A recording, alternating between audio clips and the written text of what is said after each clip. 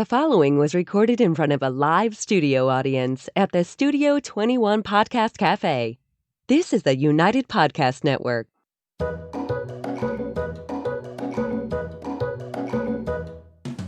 Welcome to the Quirky Dog Podcast, inspired by some of the quirkiest dogs you can ever imagine and the owners who love them. This podcast is brought to you by the quirky couple themselves, Scott and Jess Williams. Their aim is to educate and entertain. Here's Scott and Jess. Welcome, guys, and happy Wednesday. We are coming to you live here from Two Guys Cigar Shop in Salem, New Hampshire, and we are going to start with the quirky tip of the day. What do you think about it? I think that sounds like a good idea. All right. Do you want to do it? The pig likes it, too. Oh, good. I love when the pig's happy. Do you want to do it? So what I thought might be a quirky little tip is now that it's getting warmer in the midst of summer here, the dogs are getting in the water. If your dog lives near a lake or swimming pool or the beach, make sure that when they're done swimming, that you make sure their necks are dry. If they're wearing a collar, that may be trapping that moisture in behind their under the fur, because that can get all nasty and it can turn into a hot spot. And so just get those collars off when you dry them off, or don't let them just dry naturally. Yeah. Get in there and take the collar off and dry with a towel, because or even it a hair can really dryer. turn into a problem for dogs. I've seen it many times. Yeah, even a flat collar. So that's our quirky tip. Now that it's hot, look out for the hot spots. Today we are going to do the sit podcast. Seems a little crazy doing a whole podcast on sit, but this is becoming a big topic around here. We're running out of ideas. We're just going to Well, do a podcast how did the on sit podcast originate, as far as you're concerned? Well, the reason I actually thought this might be a good idea is because I have some clients that can't get their dogs to sit for more than 30 seconds. Multiple people recently, I feel like, even on evals, have blatantly said that exact thing. Yeah, the dogs won't sit. Yeah. And the irony, I think, with that is it tends to be the first thing anybody teaches their dog is sit, with treats or dinner in the kitchen. So there's a couple of reasons in my mind why dogs can't hold a sit, and we can get into them in the podcast. So what did you want to share? Well, I guess about that's it? the important thing about that is not the dog might sit, but it will not hold a sit, whether you say stay or not. Like the dog is just all over the place, totally scattered brain. I feel like, you know, when you're growing up and your parents would be like, just sit still. Like that's the type of thing that dogs can't carry over right now. And I would say at least 2 or 3 times in June, we're just in the beginning of July here, Scott would come home and literally say that these strangers that he has never met before told him that they haven't seen the dog sit for that long ever, if not in many, many years. So there's something to unpack here. And this is one of the ways that we've kind of tweeted apart anxiety, especially in the past year or two. It's another big exercise that I go for. Yeah, I mean, it's a relationship that the people have with their dogs that are causing it. There's first of all, I was thinking on the way here, there's kind of 2 reasons why, if you've taught the dog to sit, there's a couple of reasons why, 2 general reasons why they don't stay for any length of time. And one could be purely an obedience reason, where you're inadvertently rewarding a half sit, where the dog sits, you say sit, and as the dog is actually starting to sit, you're already reaching for a treat. And now the dog sees the treat, doesn't complete the exercise, and you feed it anyway because you're just not paying attention to what's going on. So there's a lot of body language issues, and there's a lot of poor or, you know, just not correct obedience training and methods that are going on. And the way for me to tell the difference is if the dog is looking at you and trying to do the right thing and not doing what you want them to do, it's because you're not communicating effectively with the dog. You have the dog's attention, and yet they're not doing what you want. That's on you. You know, that's the obedience side of this. And the follow-through of that. And it doesn't mean that you have to slap like a pinch collar or choke collar on the dog and like hang them to sit at this point. But if you're going to have them sit... not at all. Yeah, no, not even in the slightest bit. If you're going to have them sit and they get up, all you have to do, Scott says this probably 20 times a week, you're just going to grab the leash close to the clasp with your right hand, assuming the dog's on your left side, and then put the dog back down into a sit by using your left hand on their butt. You're kind of rocking, Scott always says, like you're ergonomically getting the dog back to a sit position, and you're just reinforcing that sit. If they get up, back to a sit. If they get up, back to a sit. It's a little bit like Chinese water torture that you may have to do it 3 or 4 times, but it's getting the dog to get into this headspace that we're talking about. And as far as anxiety goes, I always say that my 3 biggest things for anxiety, if you have a dog with anxiety, is crating them, putting them on a bed, and then stepping on a leash. That's the stepping on the leash exercise that we do in How to Calm Your Canine. And it's kind of like getting this implied down with stepping on a leash, whatever else. But I would say in the past year or two, the exercise of sit has become my fourth way of evaluating things. And it's funny because we can be at a lesson and we can be holding the leash and the dog can be sitting next to us. And then all of a sudden we hand the leash back to the owner and the dog can't sit for literally more than a nanosecond when the owner has the leash. So I want to get back to the obedience side first, though, because another reason that a lot of dogs won't hold to sit from the obedience perspective is that in their initial training, whether it was puppy training or clicker training, the dog associates the reward with the end of the behavior. Yeah. So they tell the dog to sit, they give the dog a treat, and the dog gets up because that's the way they were trained. And both Jess and I try to teach my clients to use that food as a bridge more than the end of the behavior. So I can tell the dog sit, I can give him a treat, I can walk away, I can come back, give him a treat. They don't associate the treat with it's all over and done. Yeah. It's just keep doing what you're doing a great job. So that's one of the other reasons why a lot of dogs, as soon as they praise the dog or reward the dog assumes it's all over with. yeah, and if we're going to talk about that perspective, when we do our stays with our dogs and our clients too, and we teach the client dogs to do this, whether the owners do it or not, it's on them. But it's kind of like an automatic stay, I call it. So sit. Dog is going to sit now until they're released with free or break or whatever else. We don't use okay because it's pretty colloquial. And that's just how our stays are enforced. Now, people that do use a stay command, that's fine. But what we would urge you to do is be able to say sit, stay, wait, or something, and then be confident about walking away or something else. These people that have sit, stay, no stay, like you're not getting a lot of reliability out of that. So also you can look back and see how you're getting your stay, but this isn't even about getting away from the dog. This is about a dog merely being on a leash and being able to sit next to you and be comfortable in his own skin, as far as I'm concerned. Yeah, and again, I'm still thinking about the obedience side rather than the anxiety side. The people that I work with that are involved in competitive obedience, even if it's just they want to get their AKC good citizen, and that is in the forefront of their mind that they want to do this, they're learning from the beginning to teach the dog to sit and stay, to be able to walk away from that dog. And so they typically don't have the same type of issues that we're talking about because it's part of the foundation of that dog. And another thing to consider when you get into this dogs that are having trouble sitting, I had a friend of mine talk about this very topic one time, and he was saying sometimes it can take 2 years to teach a dog to sit. And I thought, wow, that's kind of ridiculous. That's a long time. But he's talking about sit with reliability on any surface, in any location, at night, in a snowstorm, no matter what is going on. You tell the dog sit, the dog sits its butt to the ground and doesn't move until you release the dog. And that's a lot of generalization. So if you have a dog that you taught to sit in the house that is very reliable in the kitchen, it doesn't mean they're going to be able to sit for any length of time in the driveway if you haven't worked on that. Yeah. And even getting back to the canine good citizen exercise. So you have a dog that maybe has learned this since a puppy or something else, and this very strict exercise of like, okay, I'm going to walk away from you and you're going to be there. That dog may not even be able to sit while it's next to the owner, while the leash is attached to. Like, this is becoming more of an issue, and we see it more and more and more and more, and it's a telling issue. So it's important to kind of like understand that and have this be a part of stuff. And Scott talking about generalizing sits, that's a huge thing. Like, as soon as it rains, we're like, all right, let's get the dogs out. We're going to do stuff in puddles.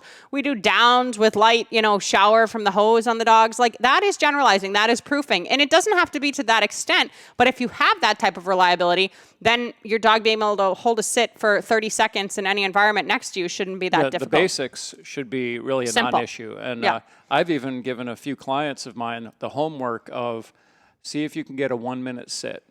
Work on this all week, come back and see if you can get the dog to sit for a minute. And the dogs that have some obvious anxiety issues just cannot do it with that handler. They can do it away from that handler with me or maybe with another person, but they just can't do it with that handler. And that doesn't mean that they can't make progress. One thing that I say, if we're going to... It's just showing an issue. Yeah, it's unveiling an issue that may help you and may bleed over into other aspects of the dog's life. One thing I always say is if you are going to work that exercise, you don't have to just be out in the open. Like, especially if your dog's going to like be kind of crooked in the sit or whatever, go like next to your stove in the kitchen. That's a great place where you have something for the dog to be sitting, you to be on one side, the stove to be on another side. And you don't have to be staring at the dog or feeding the dog the whole time. You could be on your phone checking text messages. If that dog gets up, refix it, refix it, refix it. Another huge thing, and if you've been watching us for a bit, you probably know this, but just to bring that up, if you are going to work this exercise and you are thinking like, oh, maybe my dog does need this, and my dog is a little bit ADHD when sitting on a leash next to me, do not have your dog break a sit. So let's say now you're against the stove, dog sits, you're on your phone, dog gets up. Dog, sit, and then reward that, like refixing the failure, if that makes sense. You know what I mean? That's a huge thing, that if the dog's going to get a cookie every single time, even if it broke the behavior and then reassume the behavior, there's no reason to have the reliability in the first place. So be really conscious that you can reward the first one, you can reward during if the dog's being successful, and you can reward at the end, but don't reward a mistake, because that can make it a little bit gray in the dog's mind, and the more black and white training is, the better. Yeah, and if you're just rewarding effort all the time, and some trainers do that, I just don't understand how the dog can understand if you're using food as the reward when they've done it right and when they're not doing it right, but they seem to have shown some effort of some kind. So I would, at the very least, if they don't do something right, I would just not reward it. You don't need to correct it, but don't reward it.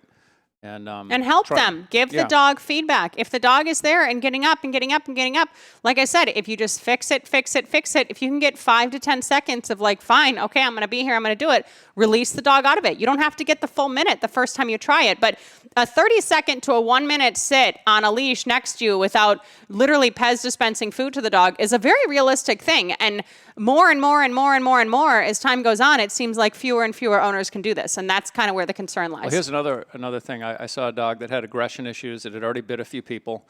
So the dog, he brings the dog out of the house. I didn't want to get into the dog's home to do this eval because there's more chance of an issue. I said, bring the dog outside in the front yard. So the dog comes out, sees me, launches to the end of the leash, barking, growling, lunging. I said, put your dog in a sit. And he puts the dog in a sit, dog gets up. Puts the dog in a sit, dog gets up. He's trying to correct the dog. I think he even had a pinch collar on the dog. No, he didn't. He had a martingale-style collar. And I gave him plenty of space. I was probably 25 yards away. And I said, just put him back into a sit and just try and reestablish this sit. And when the one thing that got that dog to sit was when he said sit, and then he started just scratching the dog behind the ear, just touching, constant touching. Then the kind dog of pacifying stayed in the dog, yeah. If he didn't touch the dog would get up and start getting crazy again. But his contact with the dog was the only way the dog would sit. And it was interesting because I see that a lot of times with this separation anxiety. If you're touching the dog is able to continue on with a behavior. But when you make that disconnect physically, then they just get crazy and start. It's not that they'll work the owner for attention. They'll just start chewing on grass. They can't do it anymore. Yeah, they can't. They'll just get totally. It seems like they're no longer being distracted. soothed. They're not distracted. They're just acting like they're distracted by the environment. But really, they're just like this anxiety is just being expressed into the grass and into this and into that and all these different behaviors. Maybe they start digging. They're just doing stupid stuff, eating rocks, all that kind of stuff. Yeah. You know? So you may be like, oh, this sounds crazy. It's not a thing. Try it with your dogs. Try it with your clients' dogs. See what happens, because this is becoming more and more and more of a thing, and we've kind of seen it happening. But literally last June when Scott, it was the third time he called and said, oh, my God, the owners said they've never seen the dog sit for so long in their whole lives. It's obviously becoming a bigger and bigger issue. We're going to go to break super quick, and when we get back, we're going to unpack the sit a little bit more. Does your dog lack self-control? Are you looking for some answers? Would you like your dog to be calmer? Does your dog lack confidence? Canine Mind Shift. Enroll in a free course today. Simply go to caninemindshift.com.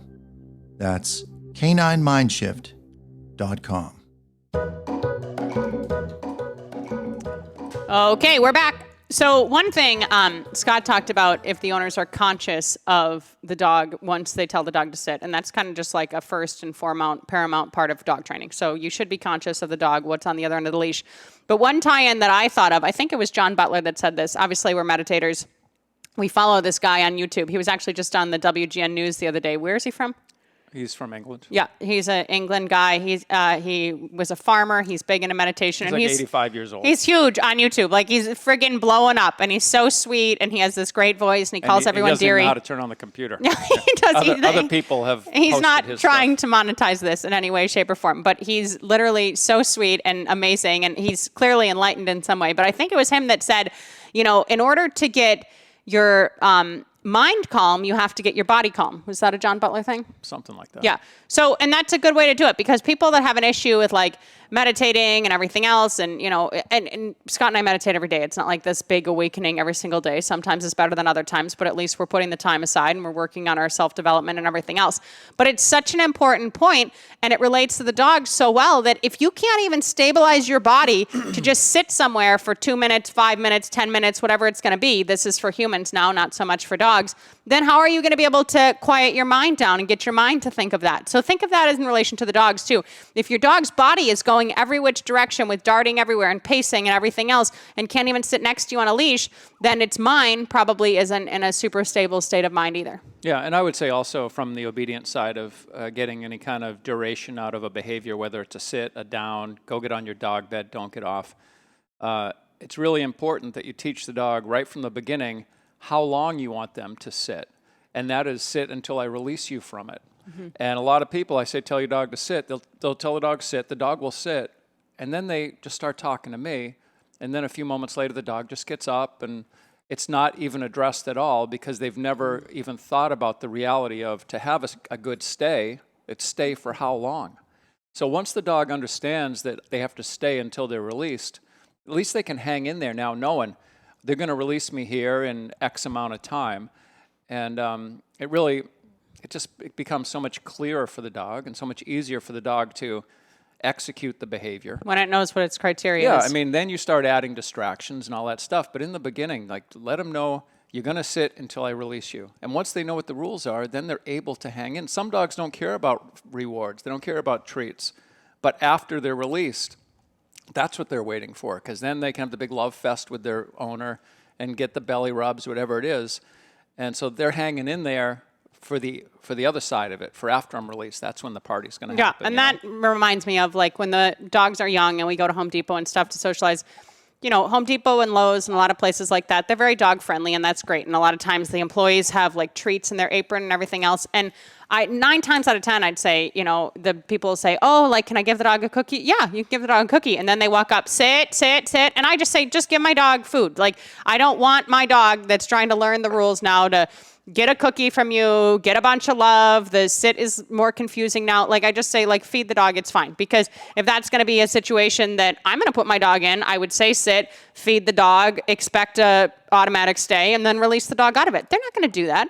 But if people want to get involved and do these kind of things, just say, just feed my dog for being a good dog. You don't have to tell them to do anything. Yeah, and I tell them the other side of the coin is if you know you have this issue with your dog, or if you just have a young dog that's still really green and learning what these behaviors are, if you want your dog to sit when you come to a stop and you're going to greet someone on the sidewalk, I tell people, tell your dog to sit, drop the loop of that leash down so you can step on it with your left foot, and immediately tell your dog free. Release them from the sit, because you don't know how long you're going to be there talking to this person. They may want to chalk your ear off for 25 minutes. It's not realistic to have your dog sitting there like that. No, it's not fair. Let your dog do what he wants. But if you step on the leash, it just keeps them from jumping or maybe darting towards a squirrel that may be off out of your line of vision, but they see it and want to shoot over to the left or right. Yeah. That kind of thing. And I would say that most people say, oh, my dog sits, he sits great. And it's always before dinner. Like, there's always this setup of... Very contextual. Yes, the dog is going to sit. It's going to hold a sit stay for as long as possible because it knows its dinner is coming. Just like Scott said, some of the dogs hang in there just because they're excited about the release and the fun afterward. If they want to eat, they're like, better get through this quickly. If I fail, then it's just going to take longer to eat. That's what they call a response cost in training. So the dog's like, okay, the quicker I'm perfect, the quicker I can eat. That's great, and that's awesome that your dog has that behavior. That isn't translating out into the world. Like, a dog that does that, and then somebody says, oh, my dog's reactive on the street. Well, how is your dog reactive on the street if it can hold a sit while a dog or a person passes by across the way? Oh, well, it won't sit there. So if you have that behavior, that's totally awesome, but you want to take that now on the road and make sure that the dog understands that that exact behavior is expected in a lot of different areas of life. Yeah, if you can get a decent, reliable sit, I mean, that takes care of half the behavioral problems that people deal with, that they call me with. I've often jokingly said that if you have a good down and a down from a distance, you don't need anything else. You can let your dog loose at the park with no recall. Yeah. But when they get a little far out, just say down. And then you can walk over there, put your leash on them, and take them home with you or wherever. And there's so many different things that if you had just a good down, a down stay with reliability, it would just be a great way to resolve so many different issues in your life with your dog. And the thing about it is, if you have a dog with behavioral issues, if you have anything with reliability, I'd say outside of the food and the sit-stay context, I'm not meaning to burst your bubble, but that doesn't seem to go on the road and help the dog much in other contexts of life.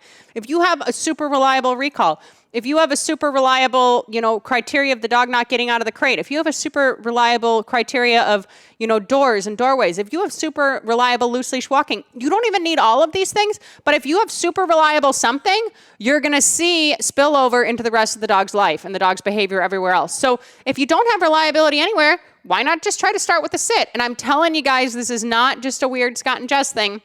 We have seen it time and time again that these dogs that are a little bit overexcited or whatever we like to call them on the podcast, they cannot sit for the frickin' life of them. And then with, a quick training session or whatever, they're sitting, they're decompressed, they're relaxed, they're fine. They're not being held there captive. Like, they're able to sit. That is important, that a dog is able to be comfortable in its own skin and be able to hold a position. That's a nice quality to have in some companion that you want to live with and have in your house with you. A lot of times that will actually ward off potential anxiety from developing. 100%. Because a lot of times, the dog needs to go out to go potty. You take them out of the crate. They're just a young dog. They have no emotional issues. They're just crazy puppies.